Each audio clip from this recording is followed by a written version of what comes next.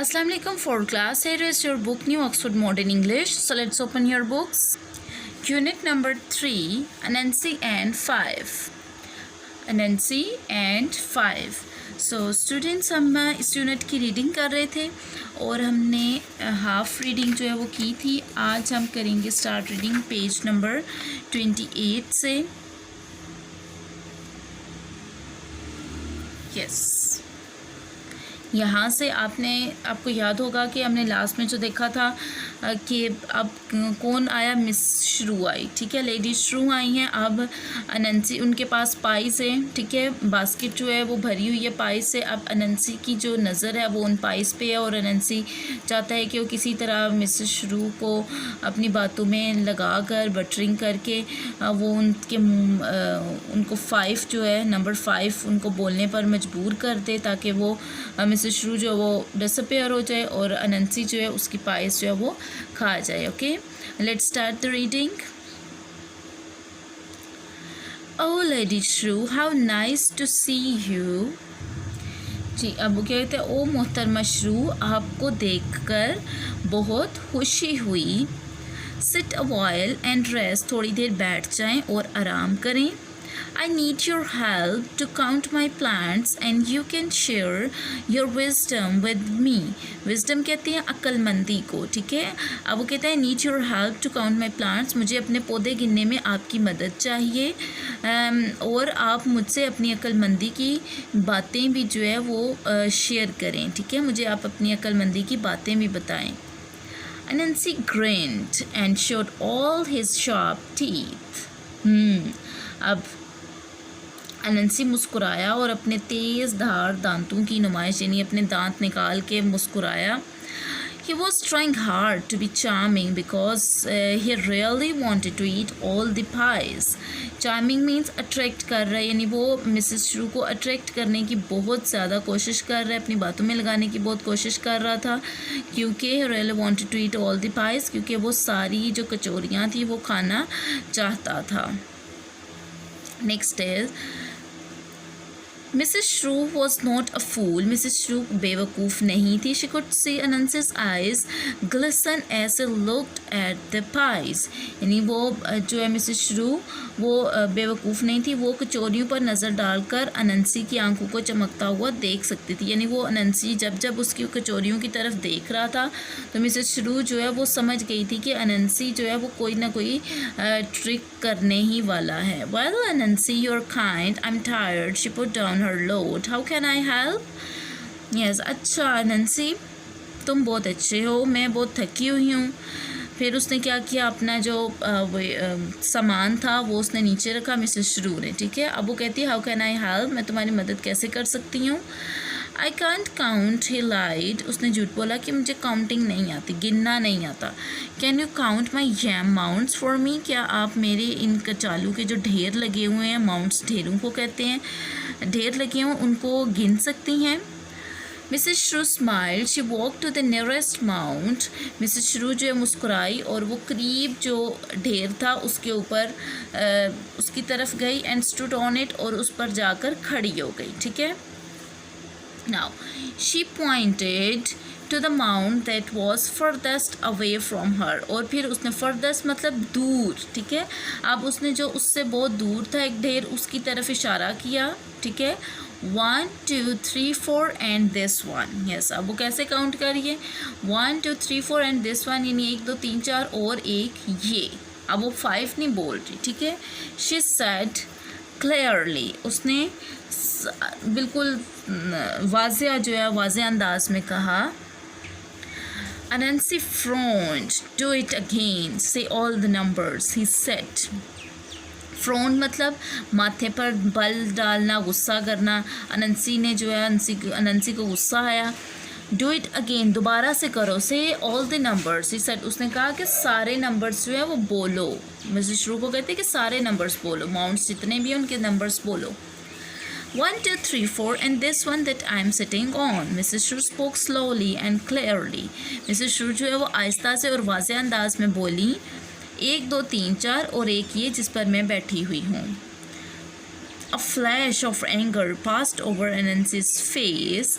Come on, say them properly. He was finding it difficult to keep a smile on his face. अब अनंसी के चेहरे पर गुस्सा चमका, ठीक है. एंगर पास्ट ओवर अनंसीज, एंगर गुस्सा, ठीक है. गुस्सा आ गया. चले भी इन्हें ठीक तरह से कहें, यानी आप वो कहते हैं कि ठीक से देम प्रॉपरली, सही तरीके से काउंटिंग करो. इसे अपने चेहरे पर मुस्कुराहट सजाए रखने में दुश्वारी महसूस हो रही थी. यानी अब नंसी को गुस्सा भी आ रहा था, लेकिन वो उसके सामने मुस्कुरा रहा था कि उससे इससे कोई फ़र्क नहीं पड़ रहा. लेकिन रियल में अनंसी को जो है बहुत ज़्यादा गुस्सा आ रहा था और स्माइल रखना उसके लिए मुश्किल हो रही थी. Again, Mrs. Shrew smiled sweetly and counted slowly. 1, 2, 3, 4, and this one here. She pointed to the mound beneath her feet. दोबारा मिसेस श्रू जो है वो स्माइल की, उसने मुस्कुराई और गिनना, आहिस्ता से गिनना शुरू किया. 1, 2, 3, 4 और एक ये. उसने उस ढेर की तरफ इशारा किया जो उसके पाँव के नीचे था, beneath, नीचे. Or say 1, 2, 3, 4, 5, shouted Anansi. Instantly, in a big burst of sparks, he disappeared. अब अनंसी ने एकदम से गुस्से से कहा कि 1, 2 ऐसे बोलो, 1, 2, 3, 4, 5. अनंसी चिल्लाया. नहीं, अब अनंसी ने गुस्से में क्या कर दिया, खुद ही नंबर 5 बोल गया और एकदम से अचानक क्या हुआ, धमाकू में जमाकू में अनंसी जो है वो गायब हो गया. Mrs. Shrew picked up her load and set off to the market. She would sell these pies and buy mouth-watering delicacies for her family. जी, मिसेस श्रू ने क्या किया, अपना जो सामान था वो उठाया और मार्केट बाज़ार की तरफ चलना शुरू कर दिया.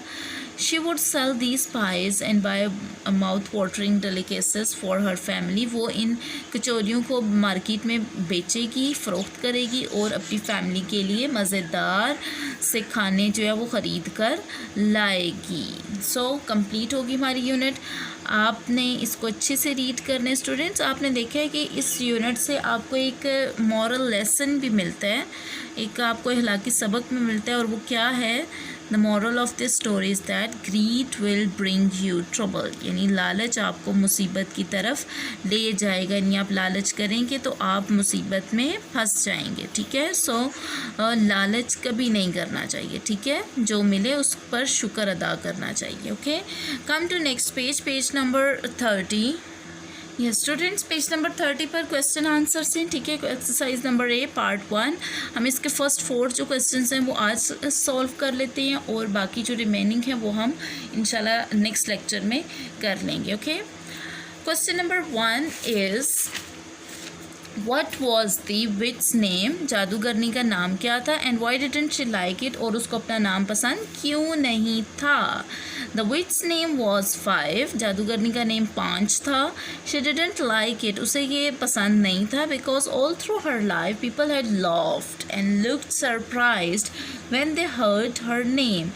यानी उसकी पूरी ज़िंदगी में लोग जब भी कभी उसका नाम सुनते या देखते तो बहुत हैरान होते, वो उसका नाम सुनकर बहुत हैरान होते थे और हंसते थे उस पर.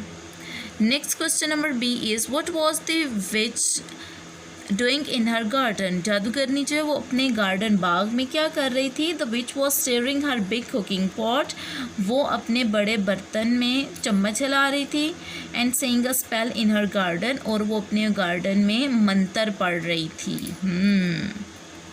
Number C, why was Anansi pleased? Anansi क्यों खुश हो गया था? Anansi was pleased because he, यहाँ पर शी लिखा हुआ है, आपने करेक्ट करके ही लिख लेना है. ठीक है. Because he thought to get some food by using her spell. यानी उसने सोचा, वो इसलिए खुश हुआ कि उसने सोचा कि वो इसका ये मंत्र इस्तेमाल करके कुछ ना कुछ खाने को के लिए खुराक हासिल कर सकेगा.